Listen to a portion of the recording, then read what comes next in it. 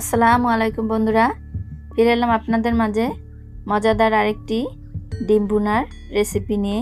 আর আজকে আমি এখানে 3 ধরনের ডিম নিয়েছি। শিং মাছ, ট্যাংরা মাছ ও বেলে মাছের ডিম। ডিমগুলোকে আমি ফেলে দিইনি, কাজে লাগিয়ে নেব। এবার আমি রান্নাতে চলে যাব। চুলাতে একটি পাত্র বসিয়ে তাতে পর্যাপ্ত তেল দিয়ে দেব।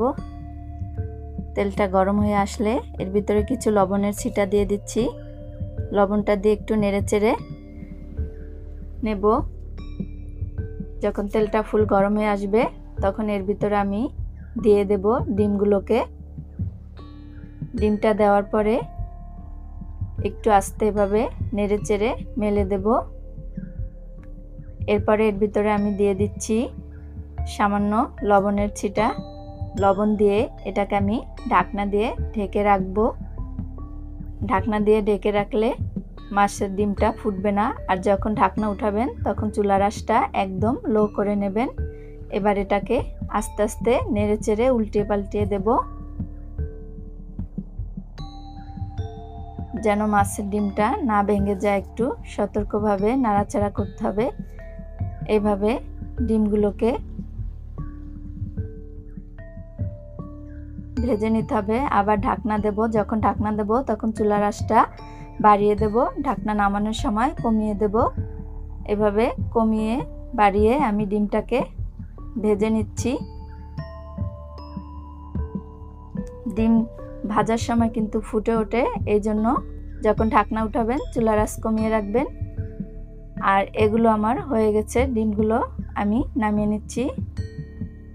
এবার কড়াইতে আরও কিছু তেল দিয়ে দিলাম। তারপর দিয়ে দিচ্ছি পেঁয়াজ কুচি, দিয়ে দিচ্ছি কিছু কাঁচামরিচ। কাঁচামরিচগুলোকে আমি বোটের সামনে দিয়ে একটু ফেলে নিয়েছি। এবার এটাকে নেড়েচেড়ে হাফ বেরেস্তা করে নেব। এরপর দিয়ে দিচ্ছি হাফ টেবিল চামচ আদা বাটা, হাফ টেবিল চামচ রসুন বাটা। আর এগুলোকে একটু ভেজে নেব, আদা রসুনের উগ্র গন্ধটা যেন চলে যায়। এরপরে দিয়ে দিচ্ছি এর ভিতরে 1 চা চামচ হলুদের গুঁড়ো, ধনিয়ার গুঁড়ো, জিরার গুঁড়ো, লাল মরিচের গুঁড়া। আর এখানে আমি সবগুলোই 1 চা চামচ করে নিয়েছি। এগুলো দিয়েও কিছুক্ষণ শুকনোভাবে নেড়েচেড়ে ভেজে নেব। এটা কিছুক্ষণ ভাজার পরে এটাতে সামান্য একটু পানি দিয়ে এটাকে ভালো করে একটু কষিয়ে নিচ্ছি। এরপরে এর ভিতরে আমি স্বাদমতো লবণ দিয়ে দেব। এইভাবে মশলাটাকে ভালো করে কষানোর পরে আবারও একটু পানি দিয়ে দেব। পানি দিয়ে কিছুক্ষণ নেড়েচেড়ে কষিয়ে নেব। এরপরে দিয়ে দিচ্ছি আমি যে ডিমগুলো ভেজে রেখেছি, ডিমগুলোকে এগুলো দিয়ে এখন চুলার আঁচটা মিডিয়াম রেখে আমি এই পানিতেই এটাকে রান্না করব।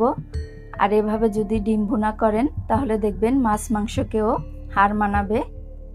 আমি এর মাঝে একবার ঢাকনা উঠিয়ে এটাকে আস্তে আলতো করে নেড়েচেড়ে দেব। আমরা অনেকেই ডিম খাই না, ডিমটা ফেলে দেই। আসলে ডিম খেতে খুবই মজা। যদি এভাবে একবার রান্না করেন দেখবেন বারবার খেতে ইচ্ছা করবে। আমার রান্নাটা প্রায় শেষের দিকে।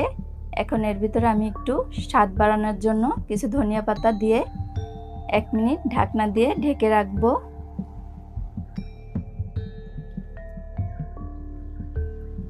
আর যদি রেসিপিটি ভালো লাগে তবে অবশ্যই ভিডিওটি লাইক, কমেন্ট ও শেয়ার করবেন। দেখুন 1 মিনিট পরে আমি এটাকে তুলে নিচ্ছি।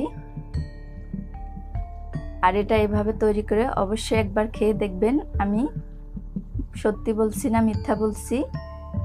আর যারা চ্যানেলটি এখনো সাবস্ক্রাইব করেনি অবশ্যই চ্যানেলটি সাবস্ক্রাইব করবেন। আজকের মতো বিদায় নিচ্ছি। আসসালামু আলাইকুম।